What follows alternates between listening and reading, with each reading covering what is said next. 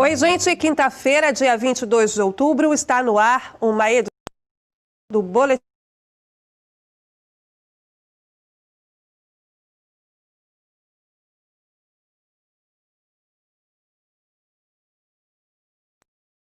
Agora vamos conversar com vários convidados a partir do tema central, inteligência, a nova fronteira da ciência brasileira.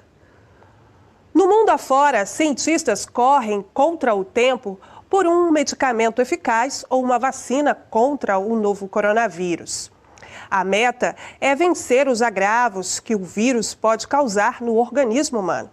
No entanto, conter os impactos da Covid-19 na vida da população do planeta vai além do aspecto biológico. Exige também, entre outros desafios, superar desigualdades sociais acentuadas pela pandemia. O novo coronavírus ataca sem distinção, porém aqueles com mais dificuldades de cumprir as recomendações das autoridades de saúde ficam mais expostos aos riscos da transmissão. Em 10 milhões de domicílios no país, por exemplo, não há água encanada para lavar as mãos. E aproximadamente 100 milhões de brasileiros vivem sem esgoto tratado. Dados do IBGE que revelam a dura realidade da falta de saneamento básico no país. As disparidades das condições de vida e das desigualdades em saúde no tempo de pandemia é o nosso tema de hoje. A questão é por que os vulneráveis sofrem mais.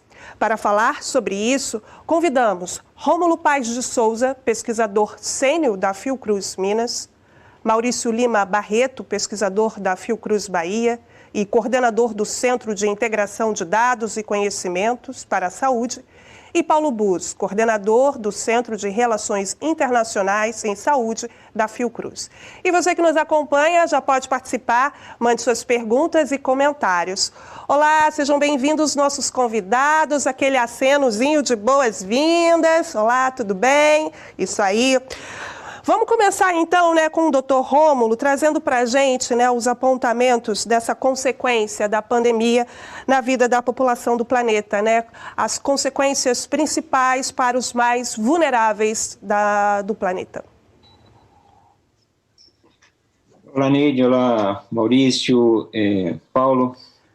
A pandemia, ela atingiu todo o planeta, e ela agravou determinadas tendências que já tínhamos em relação à redução do mercado de trabalho. Ela aprofundou situações de pobreza em vários lugares do mundo, porque aconteceu um aumento do desemprego, uma destruição mesmo de empregos, alguns empregos possivelmente não retornarão, e também reduziu a renda média das famílias. Então, dessa forma, a pandemia teve um efeito não apenas sanitário, mas um efeito social grave. O que acontece, aliás, em fenômenos dessa natureza? As epidemias, elas provocam, além da doença, além da morte, elas provocam o desemprego, elas provocam e acentuam a pobreza. E aí a gente passa logo aqui para o doutor Maurício trazer para a gente qual é o dado mais alarmante nesse contexto que o senhor considera. Bem, são vários dados alarmantes, Um dado alarmante é o número global de casos, que os milhões e milhões de casos que já foram registrados até o momento, E a chegada, em termos próximo aí de 1 milhão de óbitos no mundo inteiro, Com alguns países, o Brasil já ultrapassa 150 mil óbitos pelo Covid.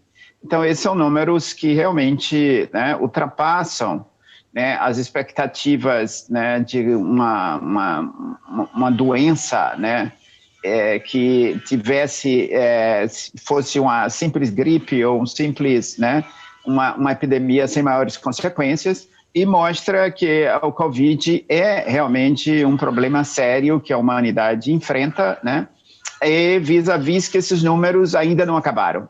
Essa aqui é a grande preocupação, não é somente os números atuais, é que esses números ainda estão dinamicamente aumentando, em alguns locais, inclusive, a nível exponencial. A gente tem visto recentemente, na Europa, depois de um período de redução, de bastante redução, Você vê agora um novo repique da epidemia em vários países, né, na Reino Unido, na França, na Suíça, em Portugal, né, um repique, e esse repique de casos, né, e aumentando também a procura de serviço de saúde, casos severos que precisam de UTIs e mortes. E aí a gente tem, né, esse caso, o doutor Rômulo trouxe para a gente, né, o apontamento da questão de renda, da questão, né, da pobreza. O doutor Maurício traz para a gente essa questão dos números, né, tantas vidas perdidas. E aí, doutor Paulo Bus, como é que o Brasil se posiciona diante de um cenário internacional? Somos um país mais socialmente afetados pela pandemia? Na realidade, o Brasil se posiciona muito mal, né?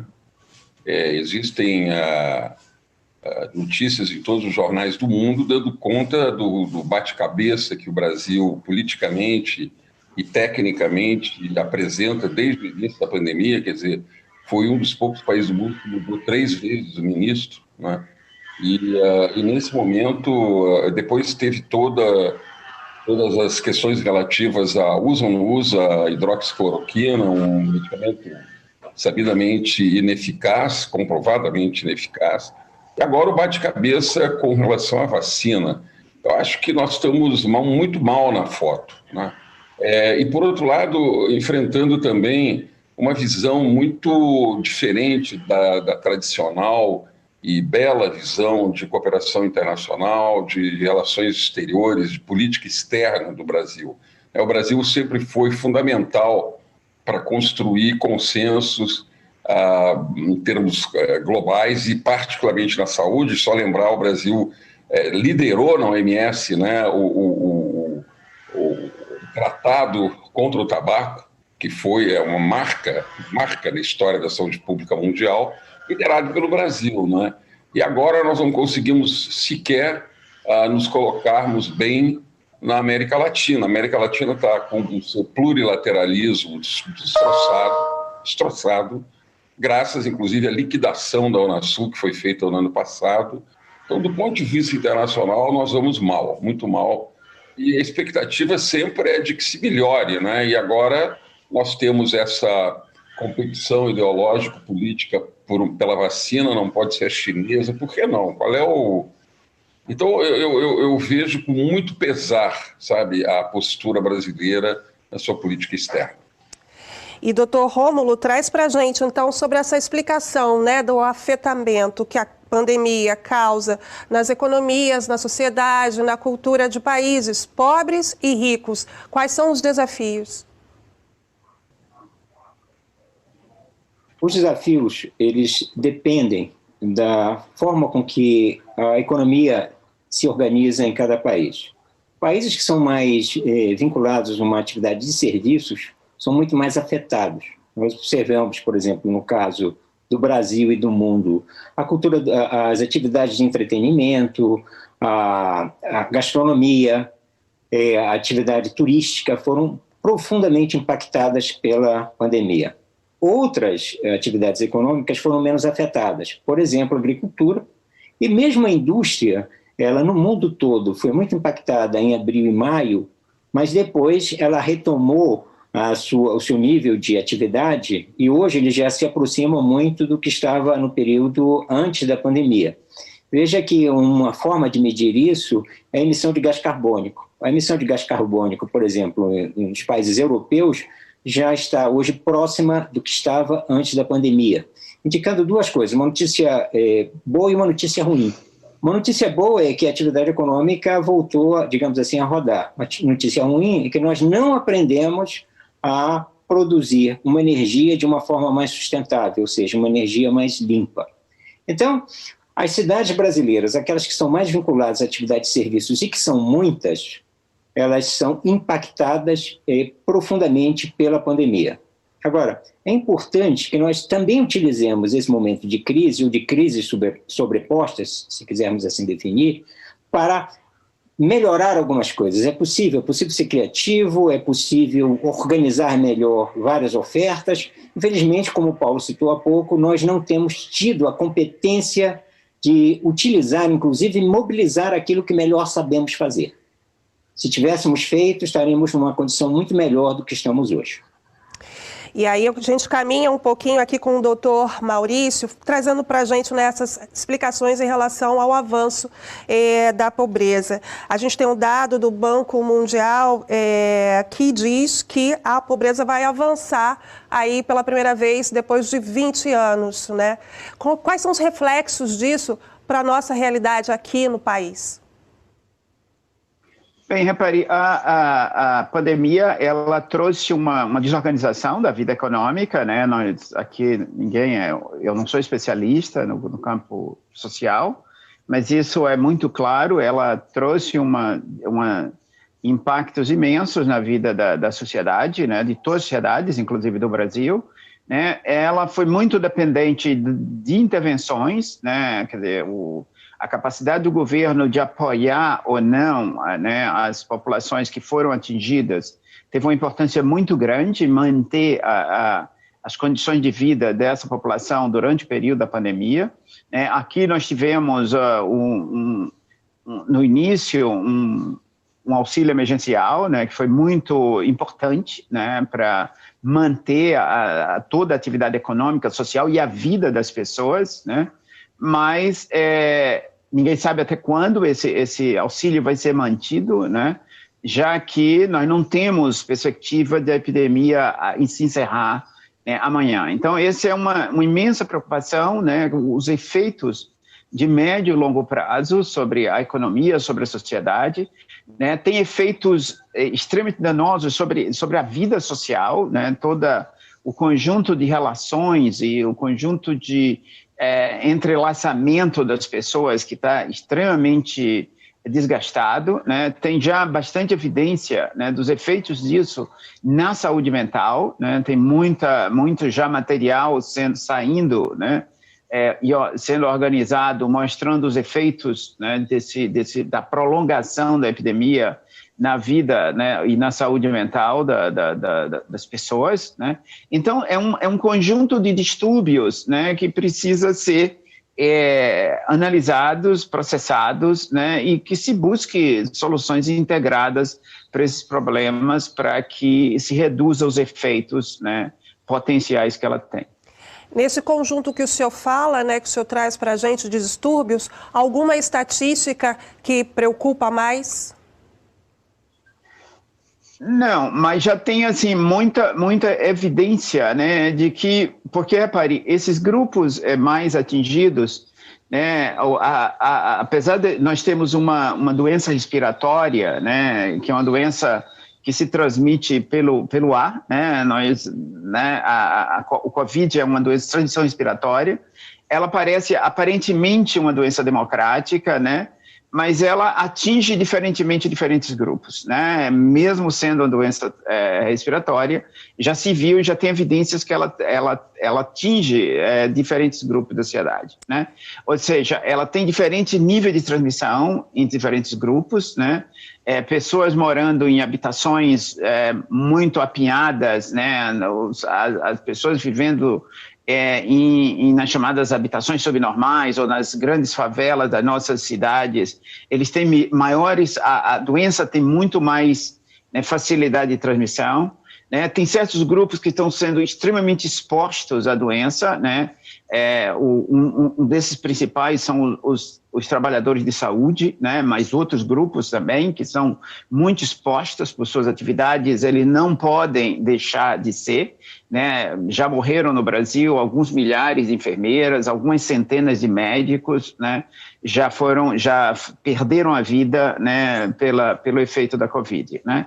Tem grupos que são mais vulneráveis, né? Então nós temos grupos com um grau maior de vulnerabilidade, né?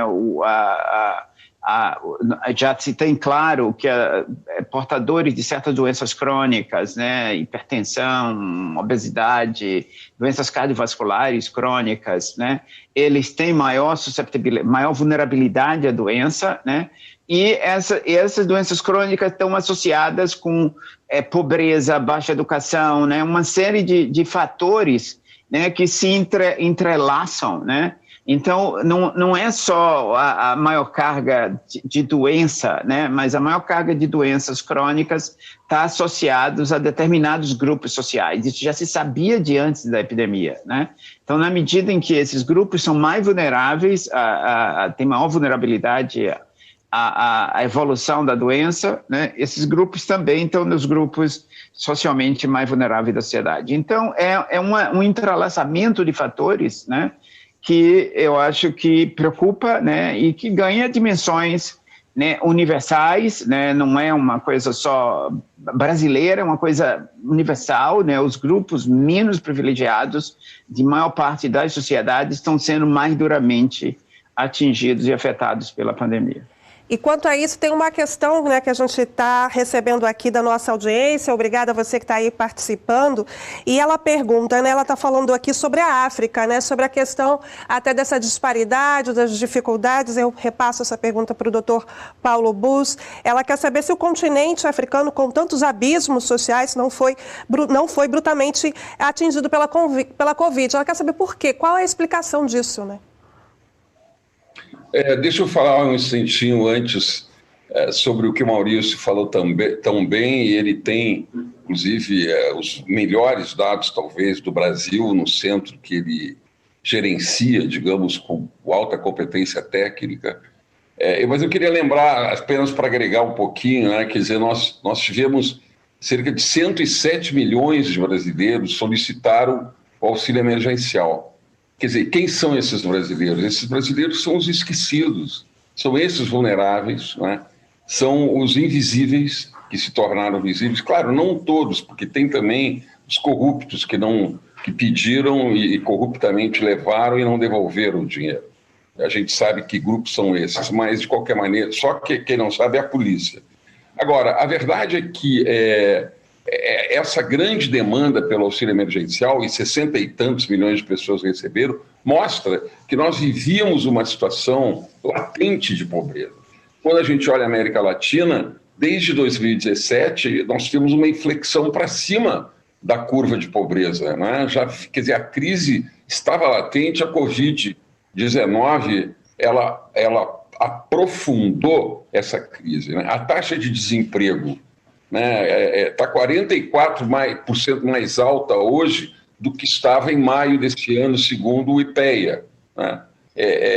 A letalidade é muito maior entre negros do que em brancos, é coisa de 48% a 31%, por exemplo, né, das pessoas brancas e negras, a letalidade, ou seja, as pessoas que morrem após adquirirem a doença. E entre os indígenas, dependendo aí da faixa etária, você tem a taxa até 150 mais elevada do que as dos não indígenas, né?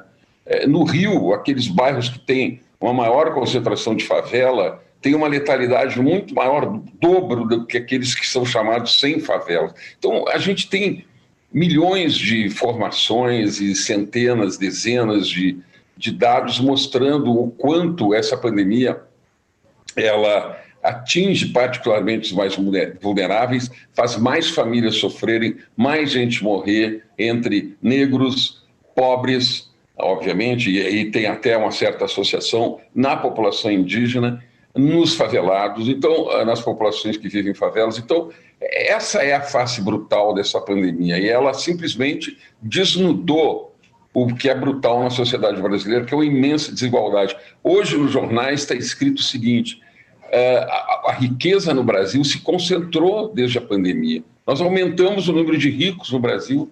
É um escândalo isso, né?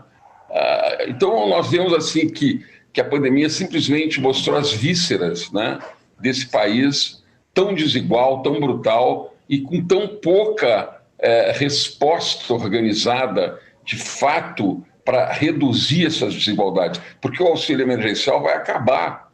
E nós não podemos voltar ao normal, ao antigo normal. Nós temos que mudar esse antigo normal, né? Fazer um outro normal em que a desigualdade seja inaceitável, em que as queimadas, a destruição do planeta, a destruição das nossas florestas, que trazem consequências enormes depois, não só para as futuras gerações, mas para as nossas gerações. Quer dizer, tem que haver uma mudança muito grande nas políticas. E nós precisamos de todos os homens e mulheres de bem desse país lutando por isso.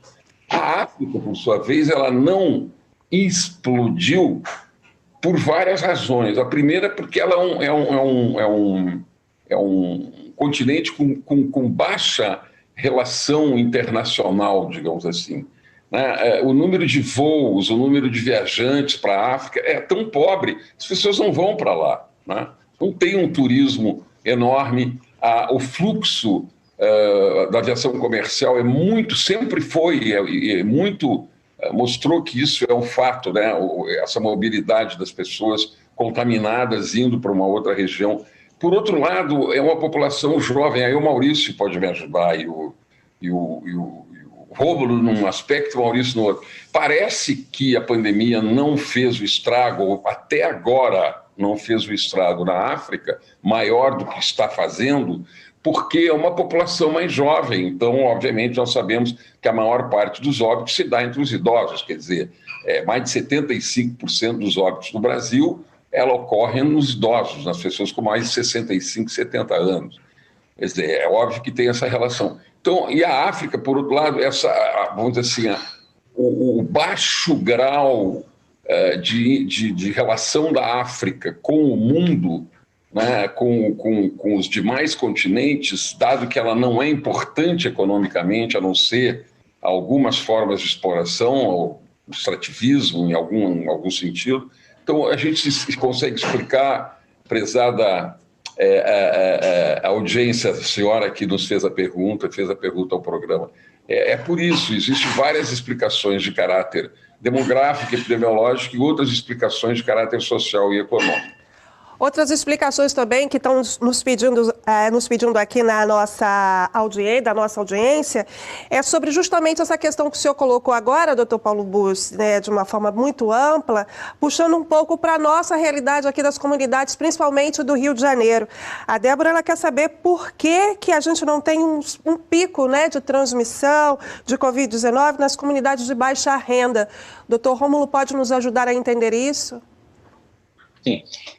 Eu queria retomar um pouco essa questão do nível de pobreza do Brasil. Quer dizer, essa estatística que se referia há pouco, creio que seja um estudo do Banco Mundial, que estima que a extrema pobreza no Brasil saltará em relação ao ano passado de 5% para 9,1% e a pobreza de 20% para 26,5%. O ponto de corte do Banco Mundial é alto, ele é diferente do que a gente usa, por exemplo, no caso do Bolsa Família. Então, esses milhões de novos extremamente pobres e novos pobres, eles aprofundam já uma pobreza estrutural ampla que nós temos no Brasil. Isso em função, obviamente, tanto do desemprego quanto a queda da renda, porque como o Maurício citou há pouco, o auxílio emergencial ele já está hoje pela metade e há um vácuo sobre como este assunto será tratado no ano que vem. Então, é possível que nós enfrentemos uma pobreza que, na verdade, ela destrói aquilo que nós acumulamos há 20 anos no Brasil em termos de redução de pobreza. Isso é uma coisa muito importante, muito grave. O Brasil... A distribuição da pandemia se deu de forma desigual. E como nós temos uma população muito grande num território espalhado, então nós tivemos, na verdade, aumentos do número de casos acontecendo em tempos diversos, alguns mais precocemente, outros mais tardiamente. E como nós não tivemos competência, na verdade, de ter um isolamento social efetivo que reduzisse a circulação do vírus, então isso permitiu com que a doença continuasse se espalhando para o Brasil e mantesse níveis altos de transmissão da doença. Nós melhoramos em relação à questão do número de óbitos porque houve um domínio maior dos protocolos médicos para o tratamento da doença. Mas a doença continua em níveis muito altos, o que nos coloca sob um risco de não ter completado a primeira onda e já enfrentarmos uma segunda onda. Isso é uma perspectiva muito ruim para nós. Só para concluir, em relação à África, só um comentário rápido. O que o Paulo falou é muito próprio do que se imagina no momento. Nós temos uma população muito jovem, o continente mais jovem do mundo é o continente africano, que ainda mantém, inclusive, taxas de fecundidade muito altas. Então, portanto, a manifestação do vírus na população mais jovem tanto em relação aos sintomas, quanto em relação às formas mais graves, é mais raro, como nós sabemos, e também baixa testagem. É um problema muito grave na África, tanto a ausência de acesso aos serviços de saúde, mas também dificuldades de acesso nos 55 países, é claro, existem exceções, como Ilhas Maurício, Seychelles, onde são países com nível de renda, inclusive, alto, mas, no geral, nos países subsaarianos, com raras exceções, há um déficit muito grande em termos de estrutura de atenção à saúde, que dificulta que as pessoas tenham acesso ao diagnóstico e, portanto, a pandemia ocorre no continente, mas de uma forma mais silenciosa. Maravilha. Ok, a gente agora pula para o doutor Maurício, para falar para a gente desse debate que acontece no mundo, né? Um debate universal sobre a renda, uma renda universal, uma renda para a população sobreviver, passar por essa fase. Como é que esse debate universal pode se concretizar em medidas, em ações, em iniciativas e mudança, né, aqui para o nosso país, para a gente diminuir as desigualdades? Pari, essa ideia da renda universal, o Rômulo talvez é mais especialista nisso, depois ele pode comentar sobre isso, né? Mas a ideia da renda universal é uma ideia que já vem há muitos anos, né, se discutindo em muitos países. Não é um problema que surgiu com o Covid, né? Que seria vis-à-vis os acontecimentos recentes nas sociedades humanas, né? O processo intenso de automação, a necessidade de menos cargas de mão de obra, né? Seria a ideia de que o Estado transferisse, né, recursos, né, para as pessoas, né, e com isso reduzisse a necessidade de mecanismos tradicionais de você ter sua renda, que trabalho e coisas desse tipo. Né? Um pouco, isso é feito, né, nos processos no chamado Programa de Transferência de Renda, né, como o Bolsa Família, né, mas que esses programas são focados em grupos muito pobres da população. Né? A ideia da renda universal seria a ideia de uma distribuição mais igualitária para todos de uma renda mínima. Né? Isso, inclusive, vem sendo experimentado, tem já alguns experimentos no mundo, né, sobre isso, mas, evidentemente, não é de fácil implementação, né? E existe muita controvérsia sobre a implementação, né? E um dos aspectos que eu queria, né, colocar é alguns, né, em alguns locais e alguns dos que refletem e que sugerem isso, né, vem associado com um descompromisso do Estado com uma série de serviços fundamentais para a sociedade. Quer dizer, transferiria também para os indivíduos uma série de responsabilidades que são de responsabilidade do Estado, né? E a gente vê, quer dizer, que a gente vive num momento complicadíssimo sobre isso, né? As responsabilidades do Estado, né, na prestar serviços, alguns serviços fundamentais à sociedade, principalmente no campo da saúde, no campo da educação, no campo da segurança, né? Isso é um debate grande, né? E alguns estados vêm reduzindo sua participação, né, nessas funções fundamentais. Né? Então, o debate sobre renda mínima, ele se situa nesse contexto, né? E, claro, tem aspectos positivos disso, mas tem aspectos negativos disso, né? Mas eu passaria aí para Rômulo, que Rômulo é muito mais especialista, né? Vem estudando essa questão com mais afinco. Eu nem me arrisco estou na frente do Rômulo. Pois é, eu ia até justamente passar essa pergunta para o doutor Rômulo, mas aí acabei chamando o doutor Maurício, e essa pergunta realmente era para ele. Para o senhor, eu quero saber sobre a questão do isolamento social e os pontos econômicos em relação a isso. Mas vamos lá, ao complementar aí, doutor Rômulo, essa questão. Não, a grande questão é o que acontece depois do auxílio emergencial se encerrar. Então, há um vácuo, como eu falei, em relação à proteção social. A alternativa que nós temos um dos programas mais competentes do mundo em relação dentro da proteção social, que é o Bolsa Família. Uma alternativa mais simples, mais prática e conhecida é alterar a linha de ingresso no programa, ampliar o valor do benefício e, dessa forma, portanto, aumentar a capacidade de proteção que o programa já tem. A grande vantagem é que nós temos um bom programa, um programa robusto, respeitado no mundo inteiro e devidamente avaliado. Isto tem uma vantagem porque nós vamos ter um desafio muito grande que vai ser a dívida pública, que se estima que ficará em termos de 102% do PIB. Então, nós vamos ter dificuldade de investir em política social. Esse é um caminho mais rápido, porque as outras implicam num debate no Congresso, alteração da legislação e em uma negociação muito complexa com os estados e, obviamente, com os interessados em relação a isso. Um outro tipo de programa, seja a renda universal, seja qualquer outro tipo de programa novo, ele corre o risco de nós perdermos aquilo que nós sabemos fazer e investirmos numa coisa que conhecemos pouco, que já é pouco estudada, obviamente, porque partiremos do zero nesse sentido, e corremos o risco de promover uma desproteção em função disso, apesar do investimento alto. E aí a gente já volta, doutor Maurício, para o senhor falar da questão do isolamento e as questões econômicas, mas a gente agora vai para o doutor Paulo Búzios para trazer para a gente que, entre tantos desafios, né, e avanços no combate à Covid-19, a gente tem aí um elemento crucial, que é o SUS. O que o SUS representa hoje para a população brasileira na questão da pandemia? O senhor está me ouvindo? Olha, eu acho que o SUS, merecidamente, era uma das coisas invisíveis, pelo menos para a elite desse país, né?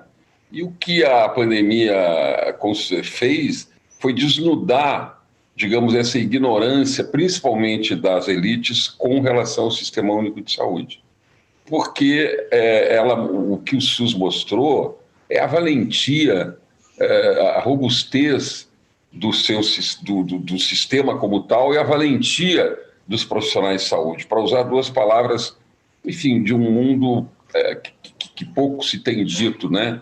Ou seja, os aplausos que foram dados e continuam sendo dados ao final de tarde, nos edifícios, nas favelas, quando o Bahia ganha, né, Maurício, ou quando o Inter de Porto Alegre ganha, ou quando o Flamengo ganha, ou quando o Atlético ganha, embora o Romulo eu acho que é cruzeirense.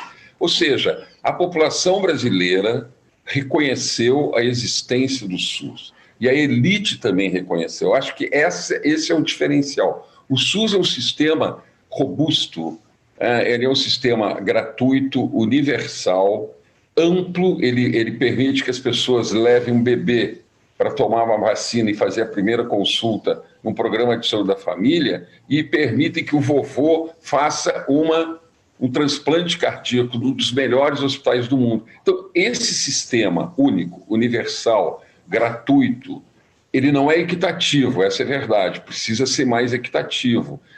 Ou seja, ele é universal sem ser equitativo, isso nós temos que ainda... Ou seja, ele mostrou a sua robustez e também mostrou as suas falhas. Assim é a vida, assim é quando tanto nós descobrimos e conhecemos pessoas ou situações. Agora, o que aconteceu, que eu acho extremamente positivo, é que se demonstrou a importância de termos um sistema de saúde, né? A importância do acesso que esse sistema permitiu e permite, e se tudo correr bem permitirá, né? Ainda que nós tenhamos, digamos, um desmonte, de certa maneira, da gestão do Ministério da Saúde, isso também é algo preocupante, mas que nós esperamos que seja finalmente também superado esse desmonte, para que o Ministério da Saúde, que é a autoridade reitora do sistema, junto com as secretarias estaduais e municipais, retome, porque nós, como o Rômulo falou, o próprio Maurício também já mencionou,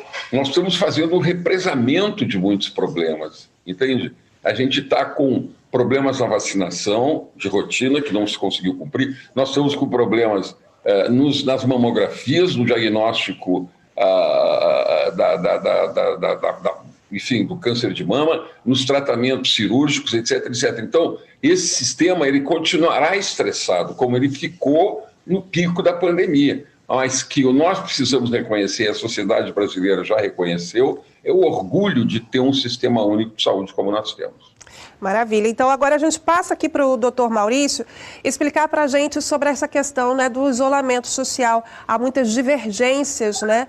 E aí, qual é a posição que a gente pode ter dessa questão em relação aos impactos econômicos, que é um dos grandes argumentos?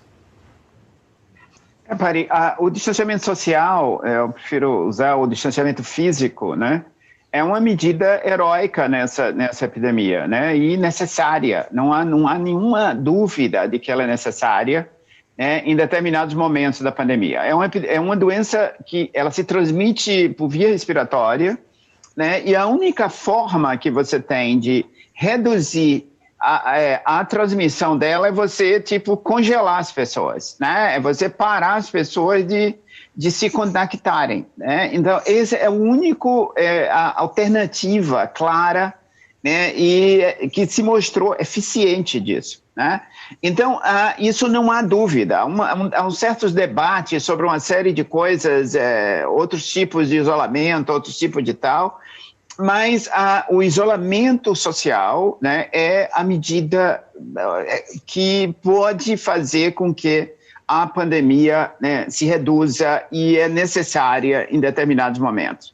É lógico que o quanto tempo esse isolamento vai durar, né, e como você pode reduzir, né, esse nível de isolamento, né, e dosar esse nível de isolamento, isso são problemas que têm que ser extremamente bem gerenciados, né, dentro de cada sociedade, né? Esse eu acho que é o grande problema, né, de cada uma das diferenças, né, e da capacidade de controlar a pandemia. É a forma com que cada sociedade gestionou esse processo, né?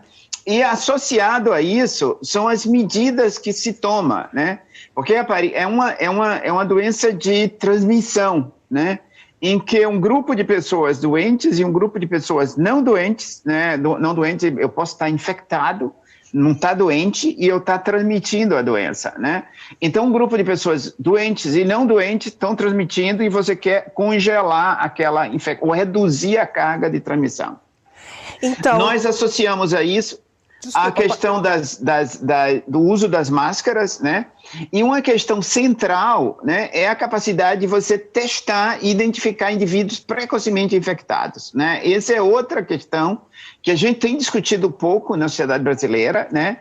Mas que isso é central no controle da pandemia, né? É você ter uma capacidade de você testar rotineiramente as pessoas, né, para que você possa identificar pessoas que são infectadas, né, principalmente, né, as pessoas infectadas e que não estão doentes, né, porque esses é o grande, né, o indivíduo pode estar se interagindo com outros grupos, né, e transmitindo a doença. Isso não é uma coisa que só ocorre aqui ou ali, você vê.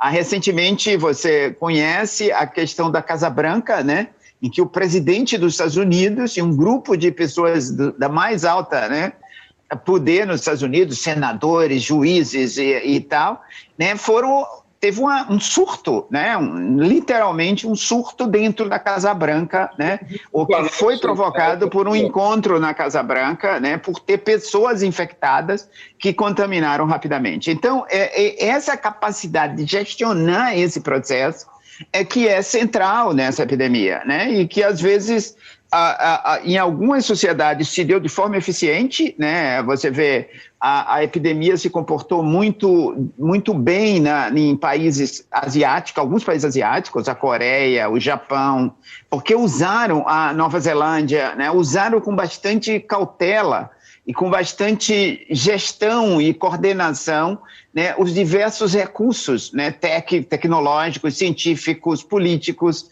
né, para administrar o processo da pandemia. E sociedades em que isso, né, como a nossa, como os Estados Unidos, como a Inglaterra, em que isso é feito, né, e algumas delas sociedades muito ricas, como os Estados Unidos e a Inglaterra, e que a epidemia está fora de controle por uma incapacidade de gestão, né, do processo, de todo o processo e de coordenar, né, os esforços e os recursos existentes. Doutor Maurício, a gente até recebeu aqui da nossa audiência uma pergunta exclusivamente para o senhor sobre a questão da eficácia da vacina. A pergunta da Marcela. Olá, Marcela, obrigada aí pela sua participação. Ela diz que trabalha aqui na Fiocruz, que é profissional de saúde e gostaria de ouvir sobre a sua opinião sobre essa vacina. Primeiro, não é só uma vacina, tem 200 e tantas vacinas em desenvolvimento, né, dos quais umas 40 estão em testes já em seres humanos, né, e umas 10 estão em testes clínicos avançados, né. Há uma grande expectativa nessa vacina. É lógico, todos nós estamos, assim, cruzando os dedos que essa vacina chegue o mais rápido possível, né. Agora, primeiro, tem uma série de questões, né?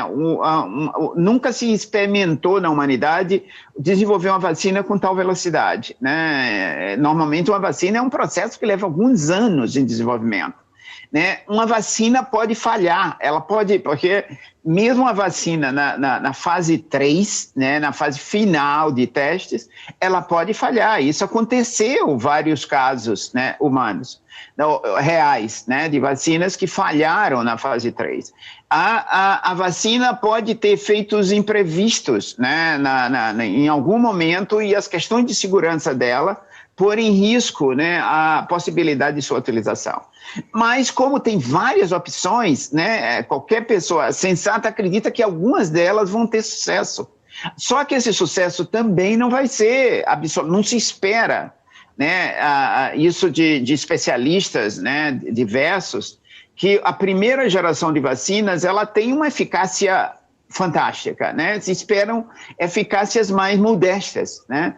Então, esse é nós não vamos ter uma vacina igual a que nós temos para o sarampo, que tem 95% de eficácia. Possivelmente, as eficácias serão mais modestas.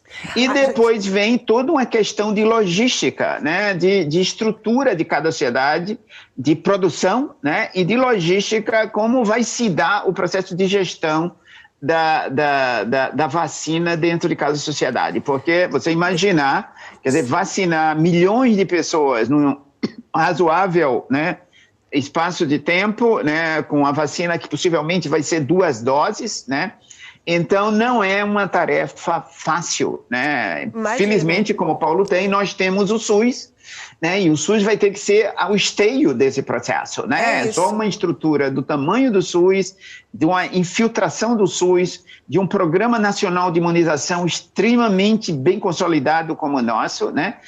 Eu acho que toda essa experiência tem que ser usada e refinada para que isso possa ocorrer com a maior, né, temporalidade, né, possível, né, e que num tempo razoável, grande parte da população possa ser beneficiada por essa tecnologia. Me permite fazer só um comentário. Sim. Eu queria fazer só um comentário sobre o que o Maurício acaba de dizer, só para você ter uma ideia. A Fiocruz está preparando na Universidade Aberta do SUS, que enfim, que está localizada em Brasília, a coordenação da Fabiana, nossa diretora lá, Francisco Campos, eles vão começar a fazer um curso aberto, curto, para todos os atuais e experientes vacinadores do SUS, sobre sala de imunização para a Covid-19, ou seja, eles já estão se preparando, o SUS já está se preparando para treinar como é que vai ter que ser proteção, não sei o quê, ou seja, mostrando que esse SUS é de respeito e que o Programa Nacional de Imunização também. Então, eu diria à pessoa que fez a pergunta, fique tranquila nesse sentido. Como o Maurício disse, com todas as questões sobre eficácia, teremos ou não teremos mais de 50%, ela vai dar proteção por longo tempo ou não, isso tudo ainda se verá ao final da fase 3 dessas vacinas que estão aí, mas o SUS está se preparando para imunizar os brasileiros. Isso é que eu queria tranquilizar, chamar atenção, que nós vamos chegar lá com certeza. Essa pergunta, né, da Marcela, ela compreende, né, na questão da vacina, de termos igualdade, né, de todo mundo ter acesso, de que a gente tenha esse SUS, que consiga imunizar a população. Por isso a gente trouxe essa pergunta nesse contexto, né, das desigualdades, para que a questão da vacina não seja mais uma inequidade, e sim mais um processo, uma iniciativa para que a gente tenha equidade de ações para promover a saúde no país, né? E aí, diante disso, tem outras perguntas também aqui para a gente em relação ao SUS, à pandemia, e eu passo a bola agora para o doutor Rômulo, porque dentro dessa questão, se a gente tem uma segunda onda aqui no país, os agravos, a situação de desigualdade social seriam piores? Esta é a pergunta que aparece aqui para a gente da nossa audiência. O que nós estamos observando a partir do que ocorre na Europa é que nós estamos vivenciando lá na Europa, em função do outono e a proximidade do inverno, um aumento dos casos, mas eles são menos letais, ou seja, eles têm um aumento de casos, mas agora com casos graves em menor proporção e também óbitos em menor proporção. Mas está no início. Nós ainda precisamos observar como ele vai se comportar tanto na Europa e, ao mesmo tempo, se nós vamos ter também uma nova onda no Brasil. Quero crer que sim, porque não teríamos nenhuma situação muito especial que nos protegesse do comportamento da doença aqui em relação a isso. Agora, nós já temos um estoque muito grande de problemas. Vejam, por exemplo, nós estávamos conversando sobre vacina. Em termos de população obesa, temos um resultado recente agora do IBGE, estimando que a proporção de obesos no Brasil é de 26,8%, cerca de 56 milhões de pessoas, uma proporção inclusive maior entre mulheres. E como o Maurício citou, uma população muito maior entre os mais pobres. Temos em relação a pessoas com mais de 65 anos no Brasil, cerca de 10,53% da população, ou seja, mais 21 milhões de pessoas que são mais vulneráveis, dentre os mais vulneráveis para os casos mais graves da doença. E também, em relação às comorbidades, foi feita uma estimativa por um grupo de pesquisadores ingleses que no planeta, cerca de 22% da população possui comorbidades, 11 tipos de comorbidades vinculados àqueles casos mais graves da doença. Então, é claro que no Brasil, a nossa população de vulneráveis, ou mais vulneráveis, implicaria que alguns deles, inclusive, acumulam esses fatores de risco, como obesidade, como comorbidades e também serem mais velhos. De qualquer forma, é uma população muito grande, o que demanda para nós já uma logística de atenção e também, no caso da vacinação, grande, ampla e complexa. Nós temos competência instalada, mas precisamos de mais coordenação. Precisamos ter mais atenção aos mais vulneráveis. Nós temos uma população indígena que, do ponto de vista de proporção, está sendo duramente atingida pela doença. Nós temos uma população mais pobre e que tem um efeito simultâneo, tanto da doença quanto das formas mais graves da doença e também os efeitos sociais e econômicos da doença, também de uma forma muito mais acentuada que a população que não se encontra nessa situação. Então, nós temos um desafio já muito grande com esta onda e, obviamente, dependendo como a próxima onda se comportar, essas condições podem se agravar. E vejam que acontece uma coisa curiosa, mesmo os municípios que tiveram o melhor desempenho, como, por exemplo, Belo Horizonte, o Niterói, a região metropolitana do Rio de Janeiro, eles têm um desafio muito grande porque existe uma população de suscetíveis também muito grande nesses municípios. Então, no momento que vem a segunda onda, essas populações estão mais vulneráveis para contraírem a doença. Maravilha, a gente já está caminhando aqui para o final, né, para o encerramento do nosso boletim. Então, já vou pedir para a gente fazer agora mais uma rodada das considerações finais. E a gente abordou durante todo o programa aspectos, os problemas, os desafios. Eu gostaria de encerrar, né, da gente trazendo argumentos, ações, ideias, iniciativas bem-sucedidas para que a gente possa superar esse momento de crise humanitária. Eu começo, então, com o doutor Maurício, por gentileza. Bem, não é fácil, né? Claro, propor medidas, né? Como você está colocando, mas eu posso aqui citar alguns exemplos, né? Por exemplo, no Brasil há uma série de iniciativas, né? A própria Fiocruz, né? Tem uma série de iniciativas de apoio à questão da Covid, que vai desde o desenvolvimento de tecnologias de diagnóstico, né? A participação no processo da vacina e desenvolvimento da vacina, né, e possível fabricação dessa vacina, até observatórios, né, de informação, né, para manter a população, interpretar as situações, né, em relação à Covid. Aqui em Salvador, nós fizemos uma rede de pesquisadores aqui da nosso centro, né, com pesquisadores da Universidade Federal da Bahia, criamos uma rede chamada Rede Covida, que tem um website, né, que faz revisões, que estuda, que se posiciona, que interpreta dados, que produz modelos, né, na tentativa de ajudar a sociedade a entender, né, a complexidade dessa epidemia, né? É uma epidemia que todos nós estamos aprendendo, mas, evidentemente, precisa esse aprendizado ser compartilhado, né? Ela não acabou ainda, ela está em curso, né? Nós já aprendemos um bocado de coisa, mas não sabemos outros tantos, né? Tem muitas questões que estão em aberto, né? Então, é importante a manutenção desses grupos, né, com formação acadêmica e que tem a capacidade de interpretar esse conhecimento para, né, colaborar com a sociedade, com os fazedores de decisão, com os gestores públicos, né, no sentido de difundir a questão da pandemia. E na questão, agora eu queria aqui realçar, só para terminar, né, que os movimentos, né, e aqueles mais vulneráveis da população, eles estão se organizando também. Isso é muito interessante, né?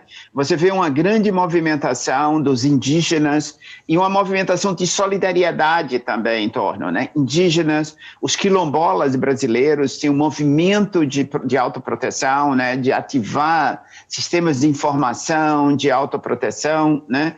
Os prisioneiros, o Brasil tem uma das maiores populações prisionais do mundo, né? Em torno de 800 mil pessoas, quer dizer, grupos de advogados, né, nacionalmente se solidarizaram para tentar, né, requerer liberação de presos, né, se conseguiu, não muito, né, em torno de 30 mil presos foram soltos, né, precocemente relacionados, né, com essas solicitações relacionadas com a pandemia, mas são populações extremamente vulneráveis que estão se organizando, né, participando ativamente para que haja e amplie, né, as redes de solidariedade, de apoio, para que a gente possa, né, passar esse período de maneira mais duro, de maneira mais rápida possível. Ok, muito obrigada. Desculpa interrompê-la, que a gente já tem 5 minutinhos para a gente encerrar e precisamos ouvir agora o Dr. Rômulo e, por final, o Dr. Paulo. Por gentileza, Dr. Rômulo. Eu creio que a questão mais importante agora é produzir mais convergência nos vários desafios que nós estamos vivenciando. Se discute a questão da vacina, mas, na verdade, nós ainda vamos ter um longo período antes de termos uma vacina disponível e eficaz. Não só pela complexidade da produção e do ato da vacinação, mas também porque nós estamos vivenciando níveis muito altos de transmissão da doença e ainda níveis muito altos de óbitos como consequência da doença. Então, nós precisamos de mais convergência. Mas convergência implica um maior diálogo político, obviamente, mas implica também o uso de evidências científicas de uma forma mais adequada. Eu e o Maurício publicamos nessa semana, numa revista internacional, a revista Lancet, justamente uma carta chamando atenção para isso.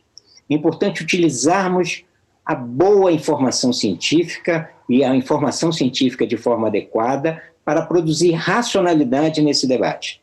Neste momento, o momento é um momento de muita tensão e, portanto, um momento de argumentos muito apaixonados. Nada contra a paixão, mas é fundamental que nós façamos as escolhas mais bem intencionadas possíveis, baseadas no melhor conhecimento que nós acumulamos até agora. Isso está faltando no Brasil. Isso está faltando no nível federal, mas falta também no nível estadual e nível municipal. Então, nós precisamos de mais concordância para que nós, brasileiros como todos, possamos estar melhor no contexto de crise que está em curso. Muito obrigado, foi um prazer estar com vocês neste debate. Obrigada. Doutor Paulo Bus, por gentileza. É muito difícil falar depois de dois craques, não é? Me deixaram por último, eu levo desvantagem nisso, porque o Rômulo e o Maurício deram dois recados perfeitos, eu assino embaixo e quero só assim dizer que